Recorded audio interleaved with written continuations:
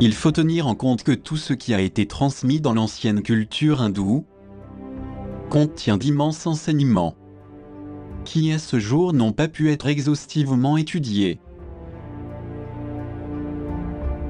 Nous ferons de notre mieux pour en parler dans cette seconde partie, puisqu'il s'agit d'une connaissance merveilleuse qui ne devrait pas rester dans les oubliettes. Ce genre de négligence est arrivé à d'autres cultures, qui malheureusement ont été oubliées à jamais, ou comme ça arrive souvent, ont été déformées pour que les gens continuent dans l'ignorance. Suite à ce comportement obscurantiste, il y aura de moins en moins de personnes avec d'authentiques inquiétudes, et en quête de vérité. Cette attitude peut engendrer des situations très délicates. Beaucoup de personnes finissent dans l'ignorance et leur évolution risque de stagner. Cependant, si nous voulons vraiment une transformation de notre psychisme et de notre ADN, nous considérons que notre devoir en tant qu'êtres humains est de nous démarquer de l'obscurantisme dominant, afin de nous impliquer davantage dans la recherche de la vérité, sur toutes les mauvaises intentions qu'ils nous ont fait subir. Il est également important de prendre conscience que l'élite Illuminati qui nous gouverne, en plus d'avoir changé l'histoire du monde, elle se consacre maintenant à la réécrire à sa manière, dans le but d'inculquer l'ignorance aux foules inconscientes. Ils savent très bien qu'en anéantissant totalement une culture, ils pourront changer la façon de penser et d'agir. Comme les Anglais l'ont fait avec les Indiens pendant les longs siècles de domination sur ce peuple. Est-ce que tout est resté dans l'oubli, ou y a-t-il eu de grands êtres qui ont lutté pour conserver les connaissances basiques de cette puissante culture hindoue ? Pour autant que nous sachions, il y avait beaucoup de Rajas qui se sont rebellés contre la domination anglo-saxonne en Inde, pour essayer d'empêcher les Anglais de s'installer dans tout le sous-continent indien. L'histoire raconte que le soulèvement a été si terrible qu'il a produit une escalade de conflits, avec le déclenchement d'émeutes et de révoltes civiles le long de la plaine du Gange et du centre de l'Inde. Malgré la propagation de la rébellion populaire contre les usurpateurs anglais, le soulèvement n'a pas eu les résultats escomptés, car qu'il n'était pas assez uni, et la situation a tout simplement continué comme avant. De ce fait, la domination anglo-saxonne s'est intensifiée, menant à la destruction d'innombrables palais et de villes fortifiées. Cette destruction s'est répandue dans tout le pays, principalement dans le nord de l'Inde, où le luxe et la splendeur témoignaient d'un passé grandiose. Nous entendons par là que s'il n'y avait pas eu cette intrusion abusive dans le sous-continent indien, il n'y aurait certainement pas eu d'invasion, et le pays tout entier aurait évité ces terribles massacres qu'il a malheureusement dû endurer pendant des siècles. Cette ingérence oppressive entre autres était l'aspect le plus grave que des millions de citoyens hindous ont dû souffrir, sur tout leur immense territoire. Comme on le sait, les Britanniques ont gouverné l'Inde par l'intermédiaire de la Compagnie des Indes orientales, faisant ainsi du pays le joyau de la couronne britannique, qui a conduit à la révolution industrielle, en fournissant à l'industrie britannique des matières premières bon marché, des capitaux et un grand marché captif.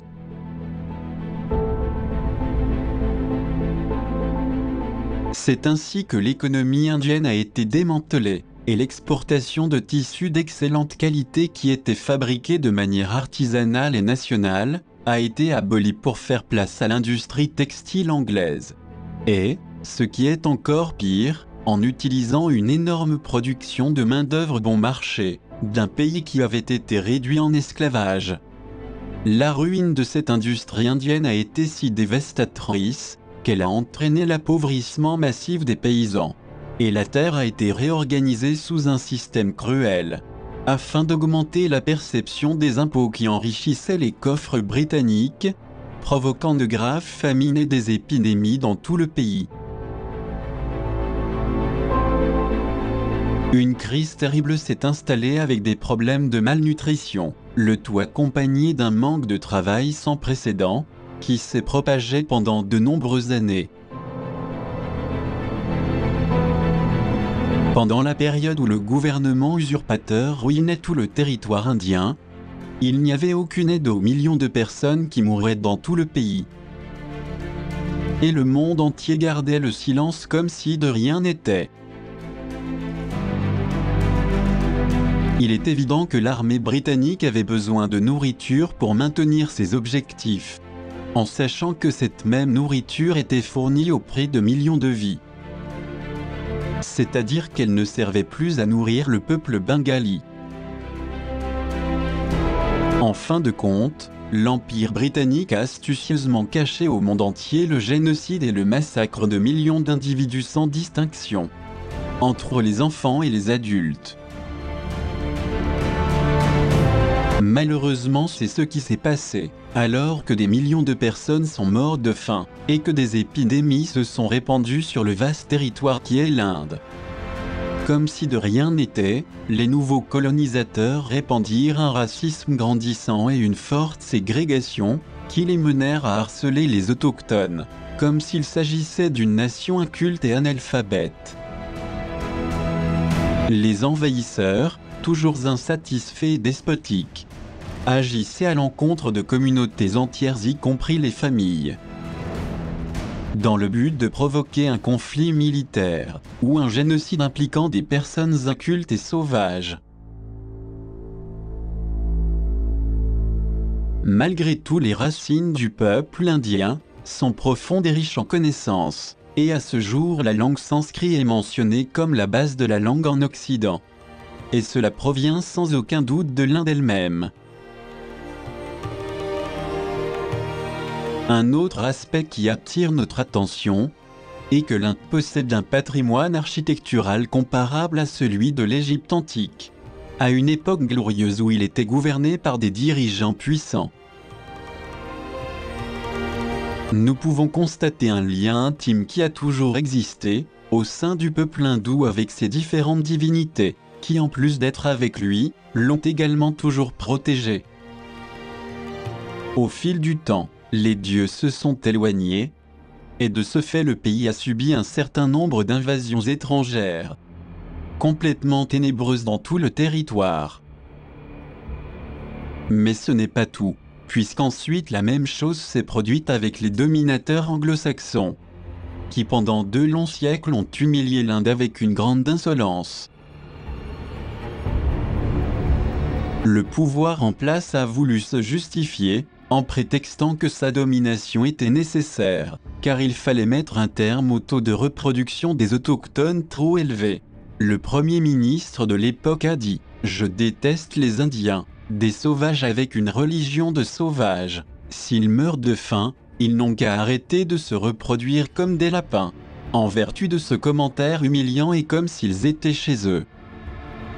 Les Anglais se sont permis d'occuper les meilleurs emplois sans scrupules.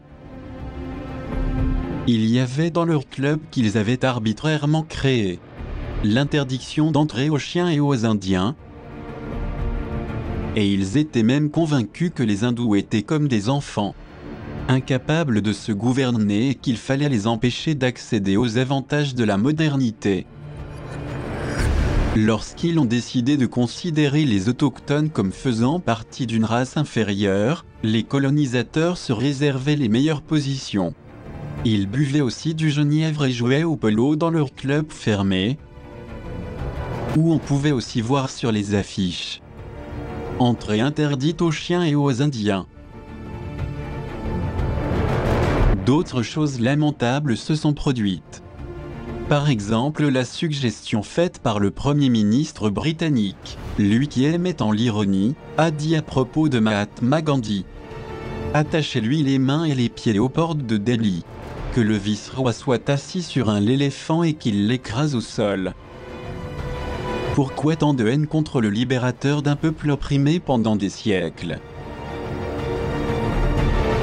Les oppresseurs n'auraient-ils pas pu considérer la possibilité de quitter une nation qui en aucune façon leur appartenait? N'oublions pas leur énorme rancune montrée lors de l'emprisonnement de Gandhi avant même qu'il ne soit étrangement assassiné. Le fait d'en parler ne signifie pas que nous soyons contre le peuple britannique. Nous savons que leurs origines sont liées à une sage connaissance laissée par les anciens Celtes et Druides, dont une grande partie de la population anglaise est encore originaire. Et bien que nous l'ayons déjà expliqué dans le documentaire 81, si nous parlons des cruels envahisseurs anglo-saxons, c'est parce que pendant des siècles ils ont créé des catastrophes et des divisions dans le monde entier. Il s'agit d'une situation qui a vraiment été très douloureuse pour des millions de citoyens d'origine britannique, qui se sont battus pour se libérer de leur joug, et toujours en désaccord avec cette domination illégitime des barbares anglo-saxons.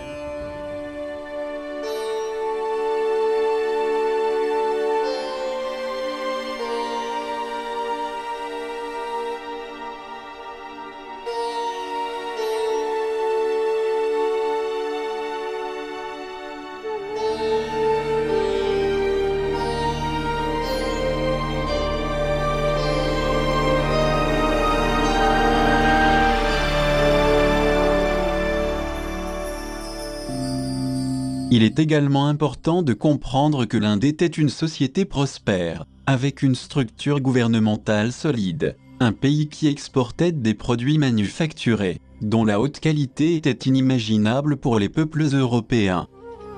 Cependant, la révolution industrielle au Royaume-Uni a détruit une grande partie des usines et des manufactures textiles indiennes florissantes pendant des siècles.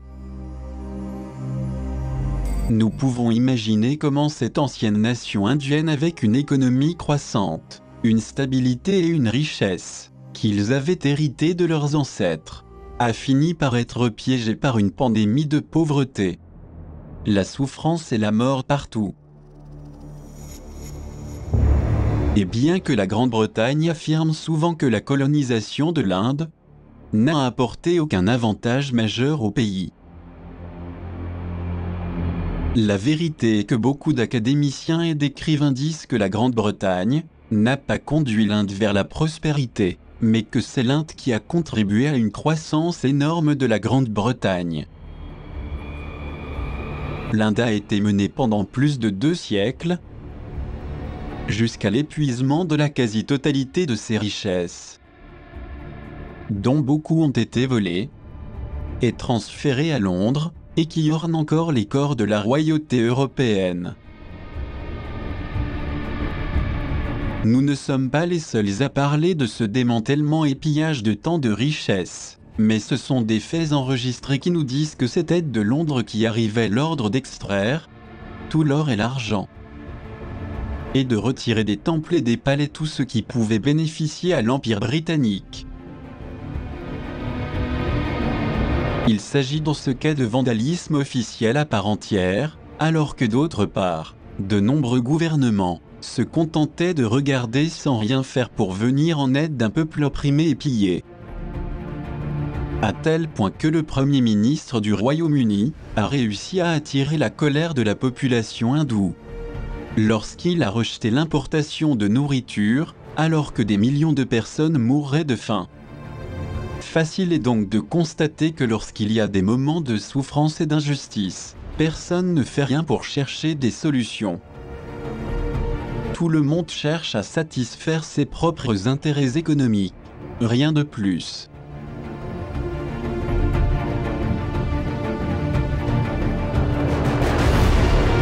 En fait, il faut dire que depuis des années, il y a de nombreuses personnes très matérialistes qui sont loin d'être prêtes à accepter des vérités douloureuses, représentatives de la situation de millions de gens. Il est lamentable que les choses soient ainsi faites souvent contre des êtres humains inoffensifs. Les circonstances font souffrir ceux qui sont en quête d'une véritable émancipation, ainsi que de justice. Nous savons clairement qu'en suivant la voie éthique de la correction et de l'équité, nous ne doutons pas qu'en temps voulu, tout ce qui a été fait inhumainement sera pesé sur la balance de la justice cosmique spirituelle, et que chacun recevra ce qui lui correspond par le verdict de loi universelle.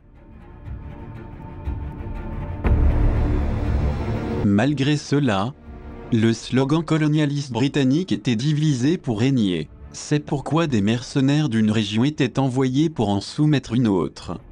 Les différences religieuses étaient également utilisées en établissant que les musulmans et les hindous ne pouvaient voter que pour des candidats de la même religion, générant avec cela dans la période coloniale d'innombrables explosions sociales, telles que la rébellion des Cipayos, des soldats indiens qui étaient au service de l'Angleterre.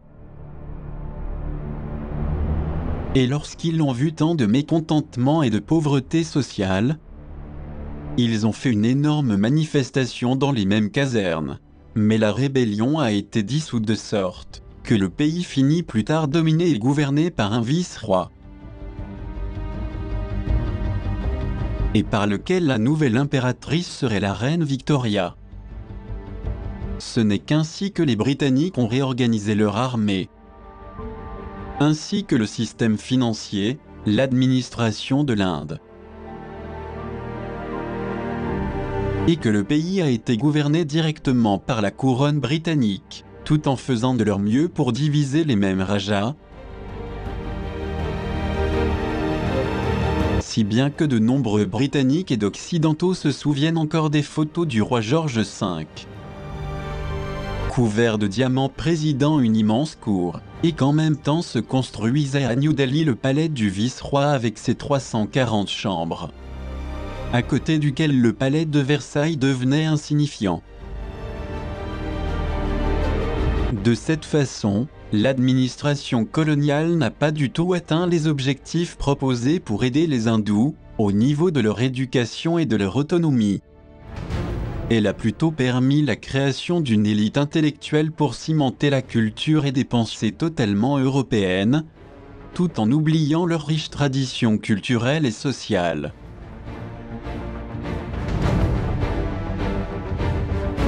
La Grande-Bretagne, dans son attitude colonialiste, a non seulement dominé l'ensemble du sous-continent indien, mais elle a également créé une armée pour l'envoyer à la Première et à la Seconde Guerre mondiale, avec une majorité de soldats indiens. Le plus surprenant, c'est qu'une grande partie des recrues se sont engagés dans l'armée, uniquement pour avoir quelque chose à manger. Tout cela en plus des centaines de milliers d'Indiens, qui ont été obligés de travailler dans l'industrie d'armement des Anglais. C'est ainsi qu'environ 4 millions d'Indiens ont été recrutés entre la Première et la Deuxième Guerre mondiale pour combattre à côté de l'Empire britannique, ce qui a contribué largement à la victoire du Royaume-Uni.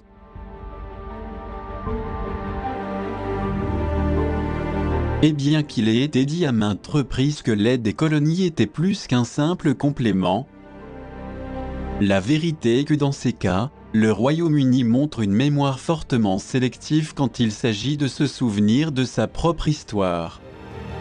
Nous en parlons de la sorte, car les dirigeants et les politiques anglais ne cessent d'affirmer avec fierté que leur rôle dans les conflits mondiaux passés a été fondamental. La réalité est qu'ils ont toujours voulu faire étalage de l'art de la commémoration avec une immense fierté, en montrant que l'île a tenu bon pendant les 2 guerres mondiales grâce à son armée. Alors qu'ils ignorent complètement leur colonie, qui était vraiment celle qui avait le plus souffert des conflits déchirants. De toute évidence, comme c'était à prévoir, les soldats hindous ont été les plus défavorisés, en ce qui concerne leur aide énorme en faveur exclusive de l'Empire anglo-britannique. Lorsque l'armée indienne s'est avérée être extrêmement utile, en tant que force auxiliaire de l'armée britannique, l'académie militaire a permis pour la première fois l'intégration des Indiens au poste d'officier. Et la majorité des militaires, soit 65%, étaient des Sikhs, tandis que l'infanterie en comptait 20%. Ce qui a renforcé l'armée pour le bénéfice exclusif de la couronne britannique. D'autre part, avec une grande ruse, cette même armée s'est emparée de pratiquement tout un pays qui ne lui appartenait pas, en pillant tout ce qu'elle pouvait comme l'ont fait d'autres peuples envahisseurs au cours des siècles.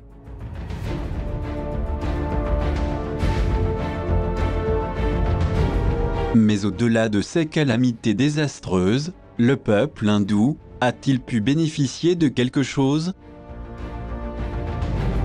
La réponse est arrivée immédiatement après l'indépendance, lors de l'attaque cruelle contre le Mahatma Gandhi. Tous les titres des rajas, tous les princes et maharajas ont été abolis. Et le pays s'est trouvé divisé, laissant d'un côté la région musulmane du Pakistan et de l'autre l'Inde. Quant au Bangladesh, il a été rattaché au Rajasthan après avoir vécu un cruel génocide, qui a tué des millions de citoyens. Au final, tout ceci a dégénéré en corruption, et la politique des pots de vin se développait au sein même du nouveau gouvernement, qui a dirigé l'Inde, et par conséquent comme on pouvait s'y attendre, le pays a fini par être gouverné dans l'ombre par les Anglais. Cependant, en dehors de toutes ces mésaventures et du puissant colonialisme anglo-saxon, les quelques dirigeants indiens et le peuple en général, qui n'avaient pas collaboré avec les Anglais après l'indépendance, ont lutté pour préserver leurs traditions et leurs festivités. Les conquérants ne pouvaient pas contrôler cette situation, et ils ne pouvaient pas supprimer des célébrations religieuses et des pratiques qui ont toujours fait partie de la vie quotidienne, qui comprenaient des fêtes millénaires populaires. Et c'est grâce à celles-ci que le peuple hindou a pu survivre. En d'autres termes, beaucoup de citoyens voyant tant de corruption politique et l'enrichissement du gouvernement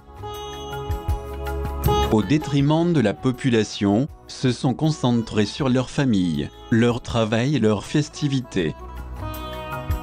Tandis que les politiciens, comme toujours, étaient soudoyés et achetés par les usurpateurs de leur pays. Cela concernait une grande partie de la population qui était déçue et se sentait trahie par les politiciens corrompus, qui ont agi contre leur propre nation. En dehors du fait qu'il y a une envie de cacher ou de faire oublier cet épisode douloureux, qui a laissé comme une tache contre les envahisseurs, et qui généralement pour des millions d'Hindous a été un triste événement qui est déjà resté dans le passé, Il y a aussi le fait qu'il y a encore d'innombrables familles qui se souviennent avec beaucoup de tristesse de la disparition de nombreux parents et grands-parents qui ont péri dans ces années de colonisation douloureuse.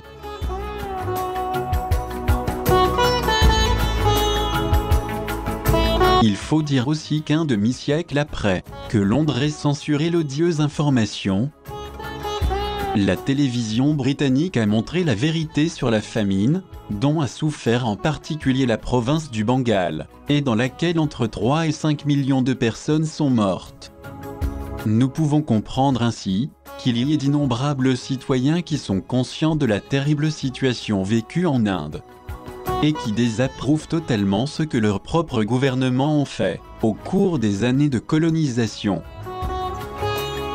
C'est précisément à cause de cet empire dominant que de nombreux Maharajas ont été forcés d'oublier leur royaume et d'adhérer à la domination anglaise influencée par le lord anglais, qui a divisé le pays en toute impunité. Tandis qu'il menait une vie sexuelle chaotique, très dégénérée, pervertie et vicieuse.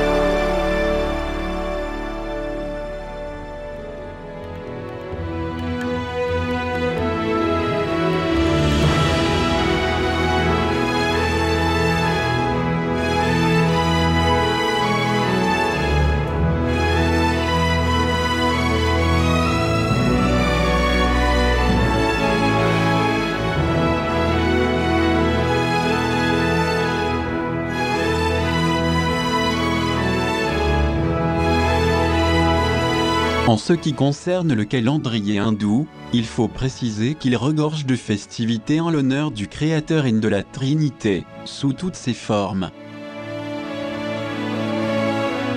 Les dévas ou demi-dieux, ainsi que des saints et des maîtres spirituels, font également l'objet d'un véritable culte. Dans ce calendrier trouve sa place la Maha Kumbh Mela, créée selon la tradition pour laver tous les péchés. Il existe aussi le Holi Festival. Cette fête des couleurs est l'une de ces fêtes singulières, où les hommes, les femmes et les enfants s'aspergent d'une poudre colorée. La nuit précédant le début du Holi Festival, a lieu la Holika Dahan, au cours de laquelle une cérémonie de nettoyage et de purification est organisée. Les gens ramassent des bûches, des meubles et de vieux vêtements, et les brûlent dans un grand feu de joie, qui symbolise la victoire du bien sur le mal. La fête des Lumières ou Diwali indique l'arrivée de la nouvelle année. Événement en lien avec le soleil Alcyone des Pléiades, également appelé Kritikas. À cette occasion, on revêt de nouveaux vêtements, on décore les maisons, et on échange des friandises. D'autres festivités, l'Agiri Pradakshina, la Mahashivaratri, ou la grande nuit consacrée au dieu Shiva. Également on trouve le jour de l'indépendance de la République indienne qui a lieu le 15 août. Où l'on remémore avec beaucoup d'enthousiasme et d'exaltation, la libération du pays. Nous trouvons aussi le Ganesh Chaturthi. Il s'agit dans ce cas d'une fête en l'honneur du dieu Ganesha qui dure 10 jours, et au cours de laquelle on déguste le modak, une friandise à base de noix de coco frais râpées, et du sucre roux. Pendant les mois d'octobre et novembre, chaque année, on célèbre la fête connue comme Narak Chaturdashi, au cours de laquelle les fidèles rendent culte à Mahakali ou Durga, pour remercier la déesse de les avoir libérés d'un puissant démon Asura. Selon la tradition, la nuit de la commémoration on allume une lampe à pétrole, et on la place à l'extérieur pour empêcher que le pouvoir du mal rentre dans les maisons. La fête consacrée à Mahatma Gandhi porte le nom de Gandhi Jayanti ce jour-là, en témoignage du respect que Gandhi professait à l'égard de toutes les religions et communautés. Des versets et des prières des livres sacrés de toutes les doctrines religieuses sont récités. La Nagar Kirtan consiste en une procession pour commémorer la naissance de Guru Nanak, le fondateur du sikhisme, celui qui prêchait l'égalité entre tous les êtres humains. Les hindous et des croyants d'autres religions la célèbrent avec des danses, de la musique, des prières et d'autres rites en son honneur. D'autre part, on célèbre également le jour de Makar Sankranti, ou jour du don, où l'esprit de la coopération indienne est mis en honneur.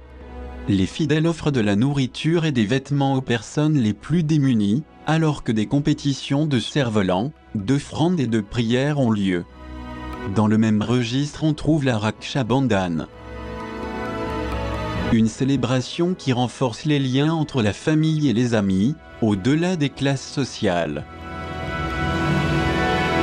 Le plus significatif de cette fête est le rituel Rakhi, qui consiste à attacher un petit cordon au poignet de la personne choisie, tout en priant pour son bien-être, ce qui symbolise l'union de cultures et des religions.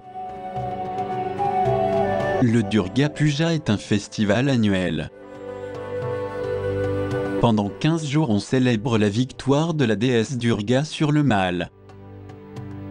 Un buffle Mahishasura participe à cette cérémonie. De nombreuses personnes font un pèlerinage en Inde, lors du Durga Puja, pour participer au spectacle, aux prières communes et aux rituels de ce grand festival. D'autre part, en dehors de ces festivités spectaculaires, le Vaisakhi, quant à lui, est le festival des récoltes qui marque le début du nouvel an, sur le calendrier solaire. Les gens chantent, dansent, portent des tenues de fête, et participent à des défilés et à des spectacles, en dégustant des friandises typiques du pays. Une autre fête importante est le Tej, ou festival de la mousson, qui commémore l'arrivée des pluies, en particulier dans la ville de Jaipur. Au cours de la journée, des femmes hindoues demandent la bénédiction de la déesse Parvati pour leur famille. Et la ville se fait une beauté et organise des défilés d'éléphants royaux, ornés de leurs meilleures parures. Il s'agit de rendre hommage à la déesse Parvati et au dieu Shiva, en exécutant des danses traditionnelles accompagnées de musique et de l'art. Il est intéressant de savoir que l'Inde est l'un des pays qui bénéficie actuellement de plus de jours fériés dans l'année. Preuve en est que le calendrier hindou officiel compte plus de 50 jours de commémorations multiples, au cours desquels on peut jouir d'innombrables défilés, tout comme de spectacles très attrayants et pittoresques. Il s'agit de divertissements originaux et de cérémonies somptueuses qui ont très probablement été conçues pour nous aider à réussir dans les différents domaines de la vie. Cependant, il ne faut pas oublier que l'Inde est l'un des pays qui a le plus souffert, à cause des ingérences et des abus perpétrés par des pays étrangers, qui n'ont laissé que de la souffrance et de mauvais souvenirs dans toute la nation. Des souffrances terribles qui ont marqué sa longue histoire des siècles, et dont se font écho plusieurs films vraiment recommandés.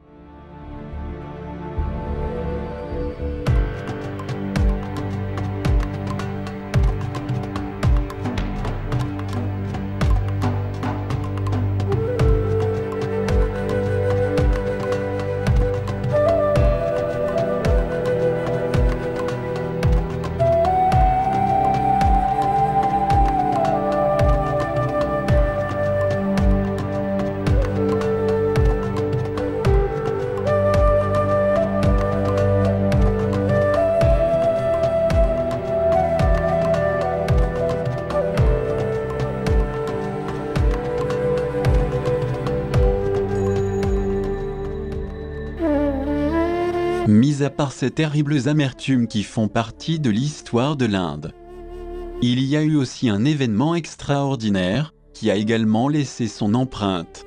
C'était lors du défilé organisé en l'honneur du roi George VI, où, soudainement et à la surprise générale, on a pu observer l'apparition de Melchizedek, le mystérieux roi du monde monté à dos d'un bel éléphant blanc. Ce personnage énigmatique apparaît dans des pages bibliques. C'est peut-être pour cette raison que le roi George avait été interpellé par sa présence, et en demandant à son sujet, il avait eu la confirmation qu'il s'agissait bien du roi du monde en personne.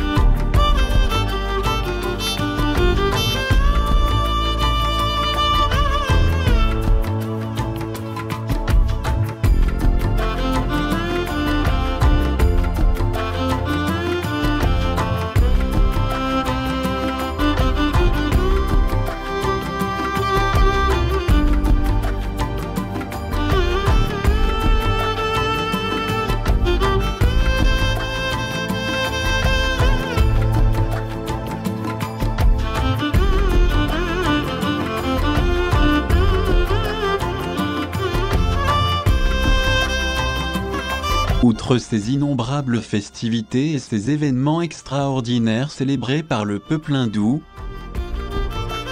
en l'honneur de ces divinités avec une totale dévotion. Il y a aussi quelque chose qui attire l'attention des chercheurs. C'est le cas de nombreux temples et monuments antiques, éparpillés sur tout le territoire. Et notamment de ceux qui excellent par leur taille gigantesque, caractéristique des constructions ancestrales. Il faut noter qu'à ce jour il y a partout dans l'Inde des empreintes de pieds géants, ayant des centaines de milliers d'années, comme celles que l'on peut voir à Bangalore et à d'autres endroits du vaste territoire hindou. Par ailleurs, des documents et des photographies de squelettes géants sont également conservés, et ce malgré l'histoire officielle qui a malheureusement tenté d'occulter ou de détruire ces preuves. Devant ces preuves irréfutables, il reste vraiment manifeste que des géants ont participé à la construction de ces temples antiques. S'il en était autrement, il n'y aurait aucune raison pour faire disparaître lesdites preuves du regard des millions de visiteurs. De même, il existe une empreinte colossale très proche du temple de Lepakshi, où figure également un énorme taureau Nandi, sculpté en une seule pièce. Cet exploit architectural a confondu les archéologues et les chercheurs, qui jusqu'à présent n'arrivent pas à comprendre la réalisation de ce chef-d'œuvre.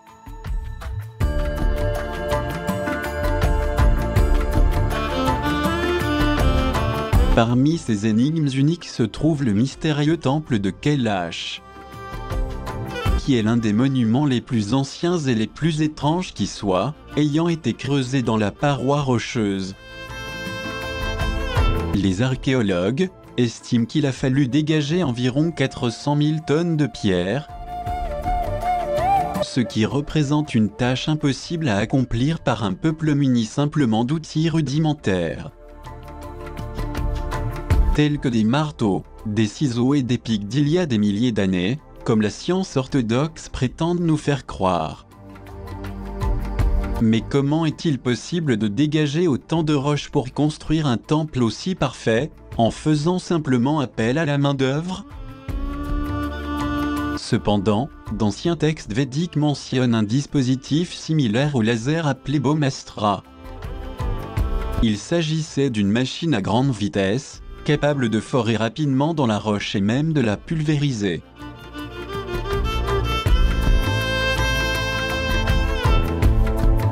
Cela nous permet de comprendre que ce gigantesque temple de Kailash a été probablement construit à l'aide de la machine Bhaumastra, décrite dans les textes védiques, confirmant ainsi l'existence d'une puissante technologie appartenant à un passé reculé.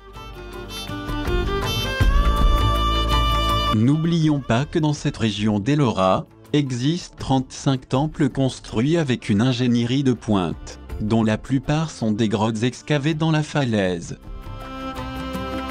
Comme c'est le cas spécial du temple de Lankeswar, une immense chapelle creusée dans le rocher, aux 27 colonnes de pierre solide qui supportent le plafond, et ornée d'un grand nombre de reliefs et de sculptures de gigantesques Bouddhas à l'intérieur. Il excelle également par sa singularité l'ancien temple de Ramappa, dont les constructeurs ont laissé l'empreinte d'une technologie très avancée, qui permettait de sculpter avec une grande perfection des centaines de petits dieux, qui peuvent être observés et parfaitement identifiés sur le toit du bâtiment. On y peut voir également un dôme en forme de cloche, où les motifs principaux ont été construits avec une grande perfection, en basalte poli, qui ne présente aucune trace de burin ou d'un outil quelconque. Ces colonnes lumineuses présentent à peine des traces de quelques millimètres d'outils de tournage. Un exploit impossible à relever dans une pierre aussi dure et brillante que le basalte.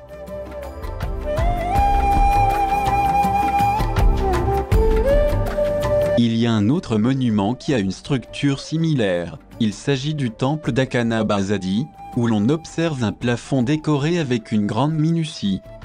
Sa construction complexe nous mène à penser qu'une autre technologie aurait été utilisée. Ceci est corroboré une fois de plus par le fait qu'il existait une connaissance de l'architecture et une ingénierie d'exception, qui sont encore très difficiles à mettre en place de nos jours. Nous souhaitons aussi attirer votre attention sur la gigantesque statue de Goma Teshwara de plus de 17 mètres de haut. Considérée comme la plus grande au monde, constituée d'un seul bloc de pierre et pesant plus de 400 tonnes. Située au sommet d'une colline, personne n'arrive pas à expliquer comment elle aurait pu être déplacée à cet endroit, sans le concours d'une haute technologie. On peut facilement s'extasier face à la grandeur de la sculpture. Ses proportions, ainsi que sa présence sereine qui inspire la paix aux milliers de fidèles qui s'y rassemblent pour la contempler. Cela corrobore encore une fois le non fondé de ce qui nous a été toujours dit, à savoir que les hindous constituaient un peuple sauvage et inculte. Ce qui ne correspond point au témoignage de leur construction, qui prouve le contraire. Il existe également un autre exploit architectural sans précédent, constitué par les 4 arches en pierre, considérées comme les structures les plus mystérieuses de l'Inde, situées à Fort Warangal. Jusqu'à présent, on ne peut pas expliquer comment elles ont été construites, ni à quel point elles ont été utiles en raison de leur dimension gigantesque. Mesurant environ 11 mètres de hauteur, elles sont placées sur un socle en pierre de plus d'1,5 mètre, ce qui ne laisse pas penser qu'elles aient été conçues pour des personnes d'une taille normale.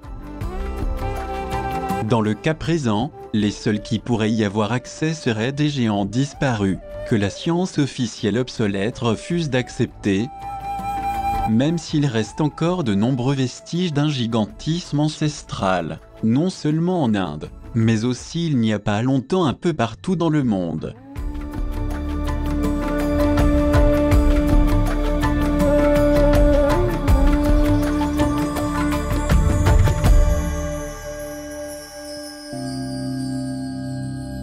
Le temple de Ramanatha Swami doit sa réputation au fait d'être l'un des temples hindous les plus sacrés de l'Inde dédié au dieu Shiva. Il se distingue par son ensemble de couloirs ou de corridors à colonnes, considérés comme les plus longs du monde. Certains de ces couloirs peuvent avoir jusqu'à 1200 piliers de presque 7 mètres de hauteur, étant tous parfaitement décorés. Nous devons également mentionner un autre bâtiment d'une grande importance, qui correspond au temple du soleil de Konara. Ce complexe de temples a été construit sous la forme d'un char gigantesque, orné de roues en pierre, de piliers et de murs en basalte massif, et richement sculptés. Le plus frappant est le fait que le temple principal représente un char géant de 24 roues tiré par un cheval. Les roues ressemblent à des cadrans d'horloge ou à des calendriers solaires très précis. Selon des recherches chronologiques, elles pourraient être reliées au célèbre calendrier maya et aztèque du Mexique antique. Un autre lieu important de l'Inde qui attire l'attention des visiteurs est le temple des 1000 piliers. Le mystère de sa construction émerveille encore les scientifiques, car, outre le fait qu'il soit constitué d'une seule pierre énorme, il n'existe aucun type de joint ou de matériau d'union visible dans sa composition. Il semblerait que la technologie utilisée pour sa construction ait fait appel à des techniques de forage très précises pour ciseler et ajuster les énormes morceaux de pierre. Avec une grande précision mathématique, semblable à un puzzle en 3 dimensions sans aucun joint visible. Il en va de même pour les colonnes, où des perforations d'une précision millimétrique sont également inconcevables, si l'on pense comme à notre époque, à des outils rudimentaires qui y auraient été utilisés. Il est également important de signaler sur ces magnifiques temples encore préservés en Inde la présence d'un mystère. C'est le cas du temple de Surangtila.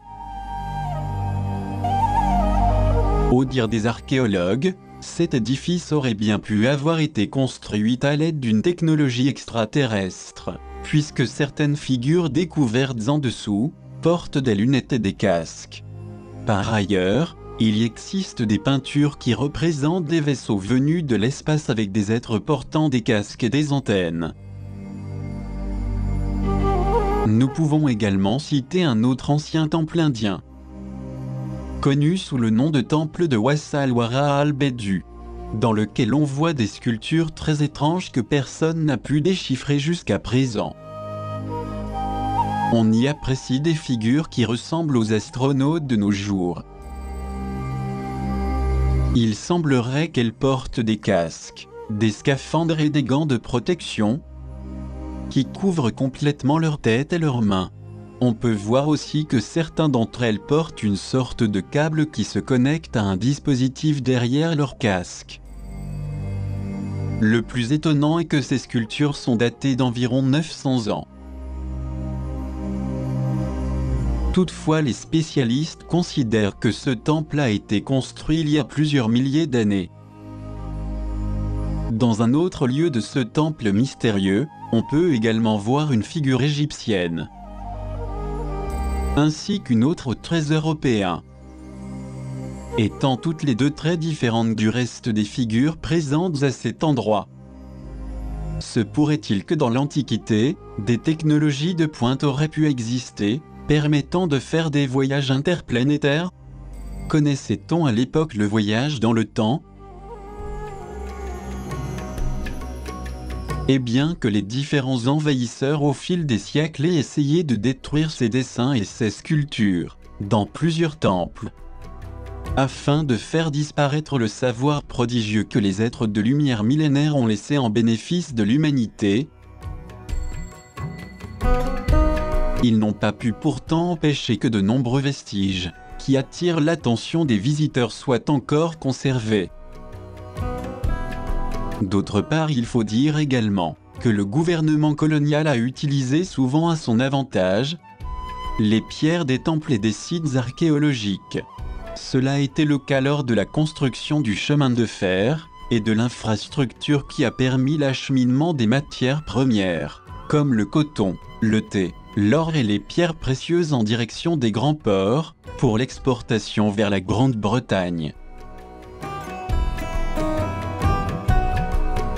Nul doute que ces opérations délictueuses obéissaient à un seul but: s'emparer de la richesse de l'Inde à travers la commercialisation et l'exportation de ces ressources qui étaient destinées à Londres. Tout cela était présenté, cependant, comme une preuve du développement du pays.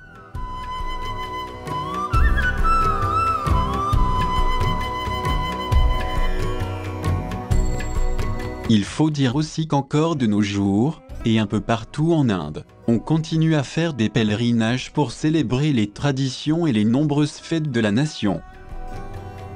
L'anniversaire de l'indépendance de l'Inde, de la domination étrangère, ravive le souvenir des moments de détresse ressentis par une partie de la population, qui se souvient des atrocités commises contre son pays. Il s'agit de cicatrices douloureuses dont la population garde la mémoire, toujours consciente de la barbarie subie, en raison de l'ingérence et des abus d'un pays, qui ne cherchait qu'à les dépouiller de leurs droits et de leurs richesses légitimes. Il faut bien noter que même si l'Inde a obtenu sa liberté tant attendue, le manque de compréhension et la répartition de son territoire a entraîné de violents affrontements fratricides entre les hindous, les musulmans et les sikhs, donnant comme résultat une délimitation compliquée des frontières et le déplacement de millions de réfugiés. Quelle a été la conséquence de ces atrocités qui ont lieu entre frères de la même nation? La réponse est que plus de 14 millions de personnes se sont retrouvées sans abri. Il y a eu des massacres de la part de groupes radicaux qui se sont soldés, comme nous avons avancé, par la mort de millions de personnes.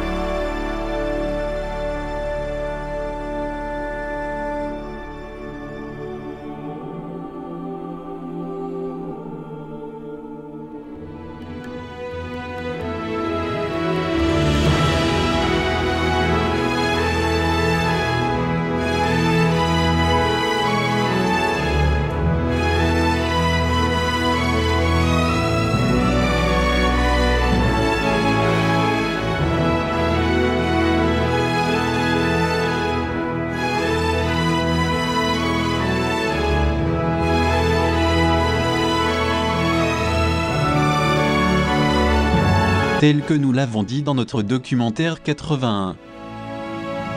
La millénaire civilisation hindoue a été témoin de beaucoup d'événements surprenants. Il a été dit qu'elle avait eu recours lors d'innombrables invasions subies à des engins volants connus sous le nom de Vimana. Bien que du point de vue conventionnel on ait voulu rejeter cette idée, des récits présents dans plusieurs textes sanscrits et dans des livres millénaires confirment que ces étranges vaisseaux faisaient partie de cette ancienne et merveilleuse culture indienne. En réalité, c'est ce qui s'est passé. Il est vraiment dommage que ce refus des preuves puisse avoir lieu, car cela ne fera que légitimer et conserver l'ignorance des gens. Le plus grave dans tout ça, c'est que la population mondiale risque de s'éloigner de la possibilité de recevoir de nouvelles technologies énergétiques 2.0, qui sont celles utilisées par les peuples anciens lors de leurs voyages spatiaux. Il est intéressant de savoir que les Vimana étaient circulaires et coniques et avaient une sorte de dôme qui variait selon le modèle. Ils se déplaçaient dans les airs accompagnés d'un son harmonieux. Ces vaisseaux des dieux étaient extraordinairement rapides et pouvaient même visiter d'autres mondes habités dans tout l'univers. Parmi les preuves qui confirment la véracité sur l'existence de ces vaisseaux spatiaux extraordinaires, se trouvent les récits de l'époque d'Alexandre le Grand, où l'on raconte que pendant le siège macédonien de la ville de Tyr au Liban, en l'an 332 avant Jésus-Christ, de gros et brillants boucliers argentés sont descendus du ciel, en crachant du feu par les bords, pour ensuite remonter vers le ciel. Le chroniqueur de l'époque précise qu'il y avait 5 boucliers volants qui survolaient en formation triangulaire dirigés par un plus gros. Les plus petits avaient entouré la ville, tandis que des milliers de guerriers des deux camps s'étaient arrêtés pour les observer avec étonnement. Soudain, le plus grand bouclier produisit un éclair qui frappa les murs et les tours, en les pulvérisant comme s'il avait été construit avec de l'argile, laissant la route ouverte pour les troupes d'Alexandre, puis les vaisseaux mystérieux disparurent rapidement dans le ciel. Ces navires célestes ont été décrits également en l'an 329 avant Jésus-Christ. Quand Alexandre le Grand raconte lui-même qu'il traversait la rivière Jaxart en Inde lorsque 2 étranges bateaux argentés apparurent dans le ciel. À plusieurs reprises, ils sont descendus pour se mêler avec son armée, provoquant une grande alerte parmi les soldats, la cavalerie et les éléphants. Une panique générale faisait que les éléphants refusent de traverser la rivière.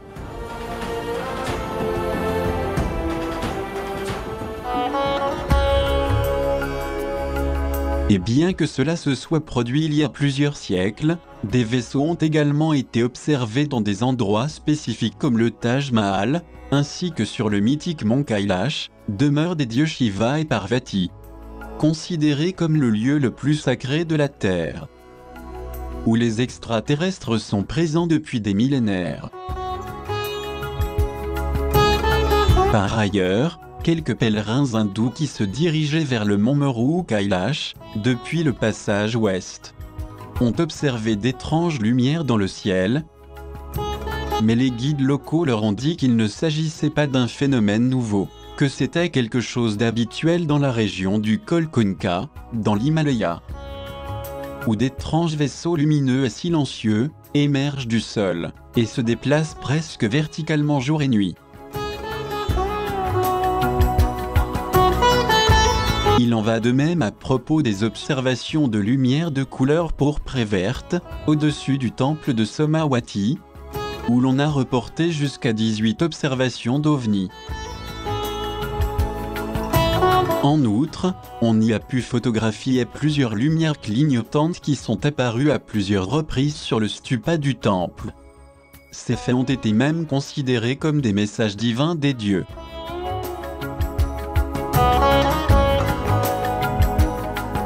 Hormis ces apparitions incroyables dans les cieux de l'Inde, que pouvons-nous dire au sujet des signaux radio étranges qui ont été détectés dans les montagnes magiques de l'Himalaya?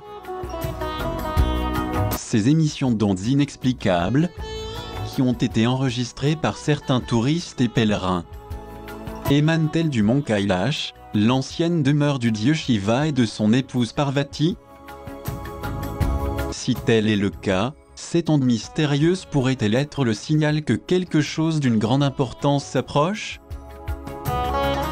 La seule chose que nous pouvons dire est que bien que ces faits énigmatiques puissent avoir une fin ou une autre, la seule vérité est que cette région magique a toujours été synonyme d'un énorme mystère. Cependant, outre cette quantité d'observations d'OVNI qui ont eu lieu partout dans l'Inde, il y a aussi un fait unique et historique qu'il convient d'expliquer en détail dans cet important documentaire. Il s'agit de l'énigmatique peuple hindou des Nagas, qui affirme clairement qu'ils ont pu se déplacer sur les terres du Mexique précolombien, en utilisant leur vimana volant, pour laisser des connaissances profondes à tous les habitants de cette vaste région mésoaméricaine. Cela a même été rapporté par l'historien Valmiki au IVe siècle avant Jésus-Christ, où il dit qu'il y a eu un échange de connaissances entre les Mayas du Yucatan et de l'Amérique centrale, avec les Nagas eux-mêmes, appelés aussi des Navas, qui avaient leur capitale à Nagpur.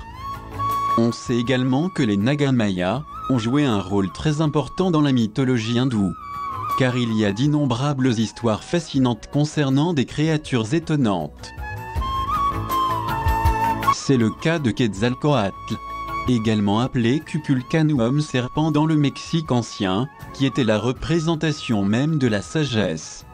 Ce sont eux qui ont bâti de nombreuses cités-temples partout dans le monde. C'est pour cette raison que, parmi les attributs iconographiques du dieu Shiva, on trouve le serpent Vasuki ou Naga, enroulé autour de son cou. C'est pourquoi le seigneur Shiva est connu sous le nom de Nageswara, le seigneur des serpents. Ce serpent représente également l'énergie de la Kundalini qui s'enroule autour de son cou.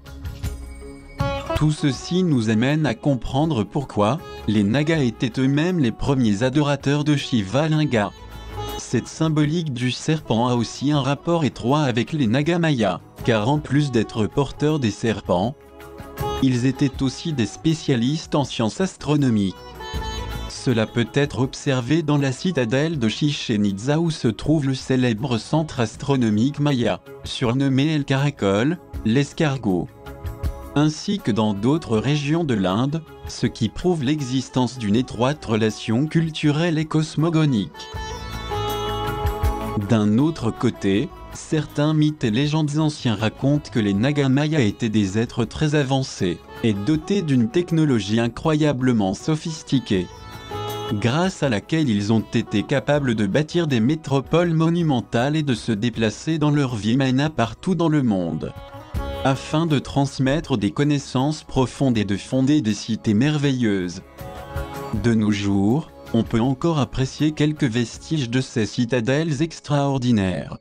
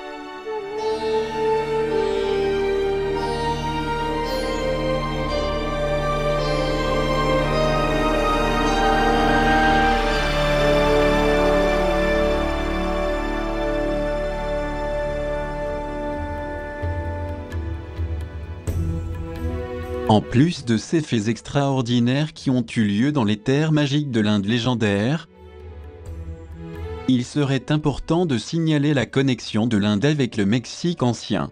En effet, il existe une profonde similitude culturelle, dans la longue histoire des siècles, entre la civilisation hindoue et les peuples d'Amérique, notamment le Mexique précolombien.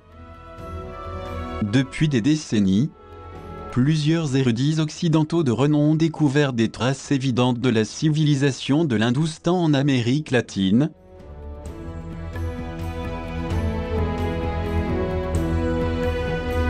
notamment dans l'architecture artistique, les calendriers, l'astronomie, ainsi que parmi de nombreux symboles religieux.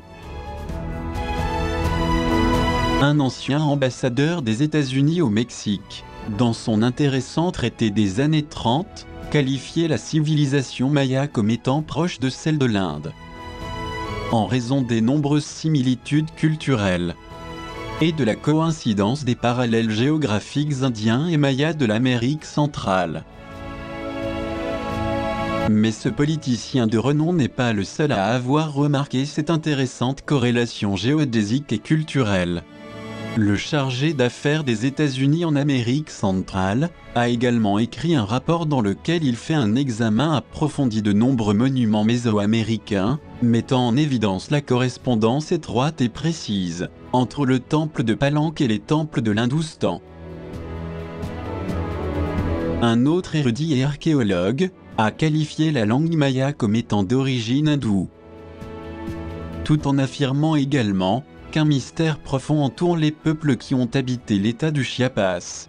En effet, aussi bien leur écriture que leur profil anthropologique, ainsi que leurs ornements personnels et leurs techniques de construction, indiquent une origine très antique et commune. De surcroît, la culture maya a été florissante en Mésoamérique, bien avant la découverte de l'Amérique par Christophe Colomb. On sait que ce voyage a été très difficile pour le navigateur génois, car il cherchait une nouvelle route pour atteindre les Indes orientales, objectif pour lequel il a même risqué sa vie et celle de son équipe.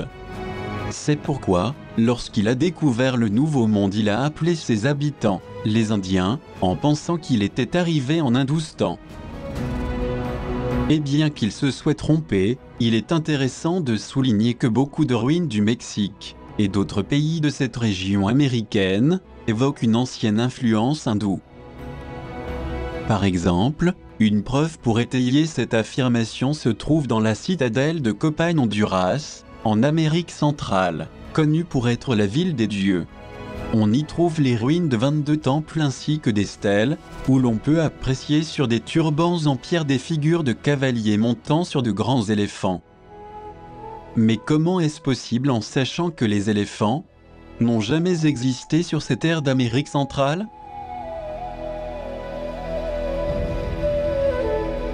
On sait également que les anciennes civilisations mayas et hindoues présentent d'autres convergences très similaires. Il y a des documents hindous qui mentionnent l'existence d'un personnage très connu, nommé Asura Maya, qui avait appris tous les cycles cosmiques, afin de déterminer la durée des différentes périodes géologiques et cycliques de l'évolution humaine. De même, la chronologie et les calculs du calendrier tamil sont basés sur les travaux d'Asura Maya, ainsi que sur les degrés du zodiaque, faisant ainsi du calendrier tamil Asura Maya le plus complet connu à ce jour. Pareillement, on dit qu'Asura Maya a appris l'art d'étudier et de méditer sur le soleil, jusqu'à ce qu'il ait acquis la connaissance secrète offerte par Surya le soleil, dans les 7 plans de conscience. Or, ces méditations et ces études approfondies ont le même esprit que celles des Mayas, connus pour leurs calculs astronomiques basés sur la position des planètes, notamment sur les cycles de la planète Vénus. Par ailleurs, il est également connu que les glyphes numériques mayas, gravés dans leurs stèles, sont basés sur ce lien ancien que les Nagas ont laissé lors de leur voyage sur les terres des Mayas, du Quiché et du Petén. Ces vestiges sont très faciles à corroborer, car ils ont également été gravés rien de moins que sur des éléphants, chose impensable pour l'ensemble du territoire de l'Amérique centrale et même de l'Amérique du Sud.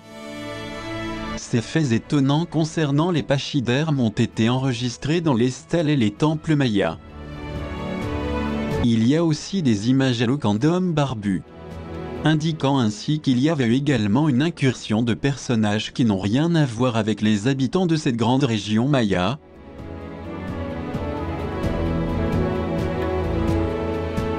Il faut également souligner que les hindous et les mayas ont utilisé des objets similaires dans leur culte et pratiques rituelles, tels que les insignes royaux, les systèmes de gouvernement, la pratique des danses religieuses et le culte du temple, le tout présentant des similitudes très remarquables. Qui plus est, le système de castes hindouistes prévaut également dans la culture maya et dans les deux civilisations. La caste des prêtres était celle qui gardait les connaissances sur la religion, l'astronomie, les sciences et les mathématiques. D'autre part, les temples et les divinités mayas étaient abondamment décorés d'or et de pierres précieuses, et leurs images de divinités étaient peintes en bleu, à l'instar de celles de l'Inde. De même en Inde, le parapluie ou l'ombrelle a toujours été utilisé comme symbole de la royauté par les rois, les reines, les princes et la haute aristocratie. Or ceci est également décrit clairement dans l'art maya. Un autre aspect commun entre les deux cultures est le fait que les femmes mayas avaient généralement la narine gauche percée pour y insérer des anneaux et des bijoux conformément à la coutume des femmes hindoues.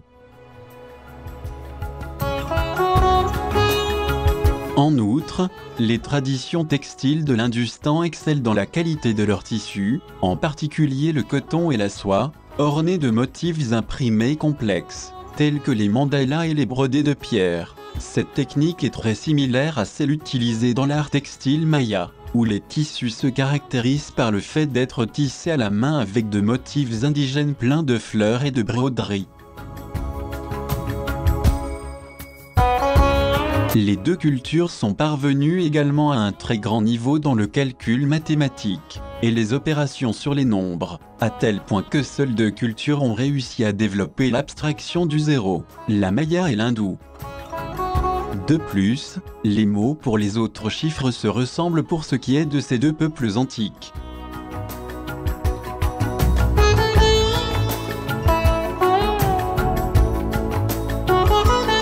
D'autre part, dans les deux cultures on observe la pratique de l'astrologie et l'exploit des facultés extrasensorielles en tant que science intrinsèquement liée à la métaphysique. D'ailleurs, les Mayas aussi bien que les Hindous étaient des peuples de nature pacifique, inaltérables et sereine. Étant des êtres dociles et pacifiques, les deux civilisations ont été gouvernées par les Européens, qui étaient convaincus que la couleur de leur peau leur faisait penser à leur divinité. Mais en réalité, ils n'avaient rien en commun avec eux, car très tôt ils ont montré leur véritable identité semant partout la barbarie et la destruction.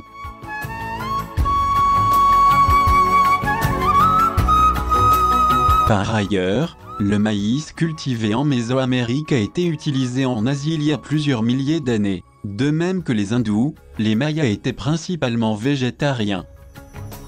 Une autre ressemblance évidente entre les deux cultures concerne leur croyance en l'immortalité de l'âme et en la vie après la mort. Ainsi, les deux civilisations vénéraient de nombreux dieux étroitement liés aux éléments de la nature.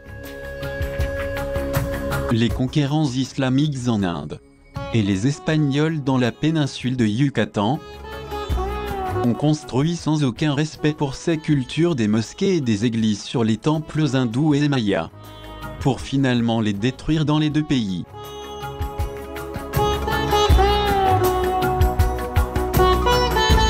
De la même manière, certains mots sont très similaires, y compris ceux des aliments. C'est le cas du mole mexicain, une sauce faite avec des épices douces et piquantes, similaire à la mola hindoue qui est le nom donné au curry dans certaines régions de l'Inde. Les deux peuples sont également bien connus pour leur goût pour les épices et le piquant. Ils ont aussi la coutume de cuisiner directement au feu. Les Mexicains font tourner les tortillas à la main. En Inde, on fait tourner le naan ou chapati, une sorte de tortilla très similaire à la mexicaine. Tout comme de nombreuses sortes de sauces qui accompagnent les repas de façon similaire, dans leur cuisine et leur gastronomie abondante.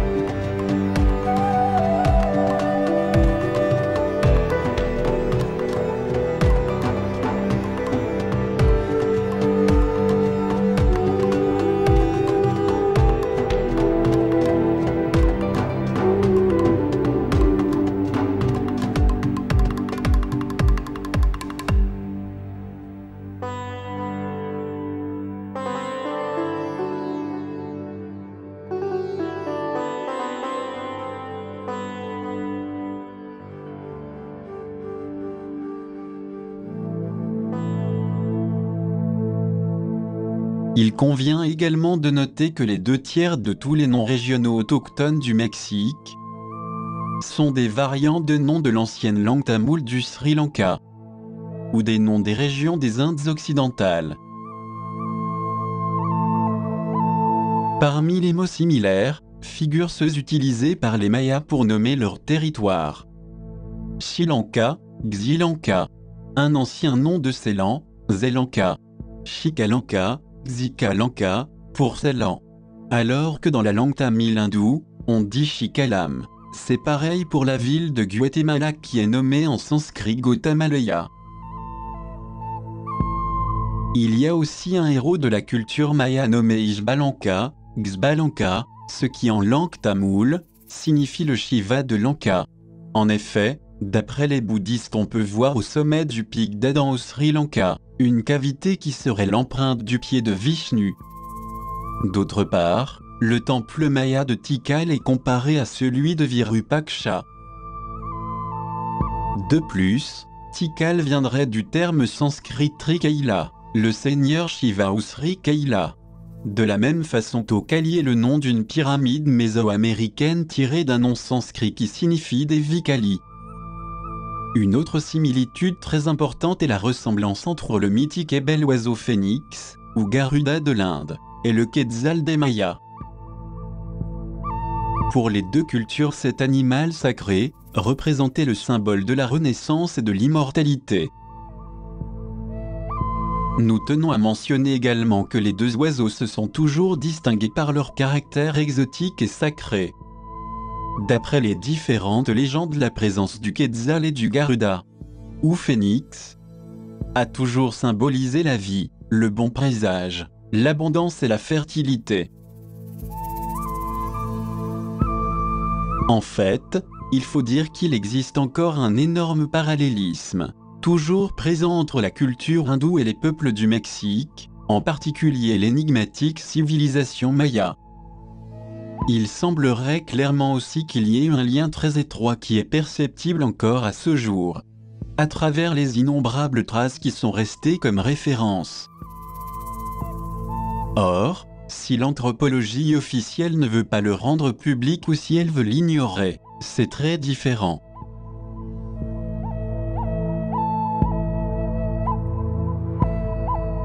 Il faut noter aussi qu'il existe un autre fait qui à ce jour n'a pas été totalement élucidé.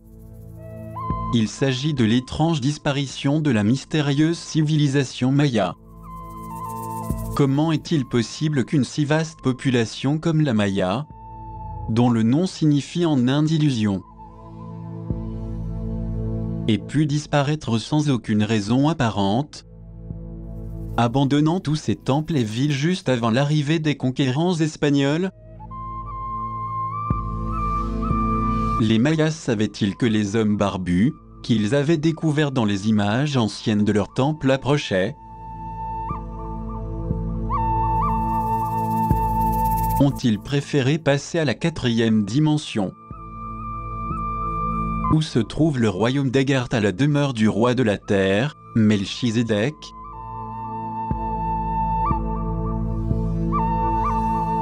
Plutôt que souffrir de terribles invasions que d'autres peuples frères ont subies,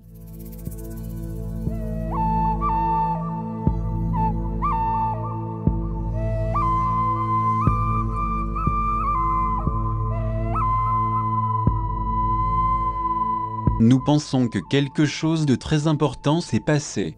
Comme ils étaient des êtres conscients et avaient la faculté de voir l'avenir, ils ont préféré disparaître plutôt que d'être asservis, comme ça a été le cas de l'Inde et sa colonisation néfaste. C'est pourquoi la civilisation maya authentique n'existe plus de nos jours.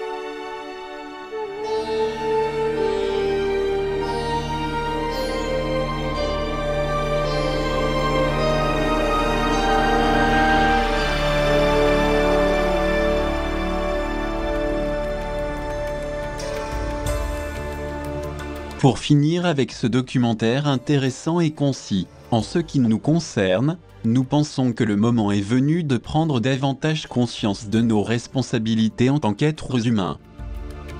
Pour y parvenir, le plus opportun est de réfléchir profondément sur tout ce que les forces obscures ont fait de notre planète, au cours des derniers siècles.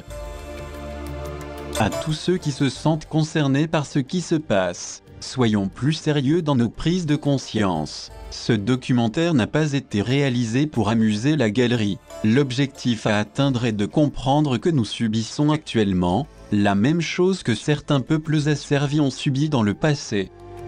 À cet égard, nous ne visons pas du tout les citoyens en général. Nous faisons référence uniquement aux dirigeants, qu'avec une grande sauvagerie et malveillance ont causé beaucoup de tort à l'humanité.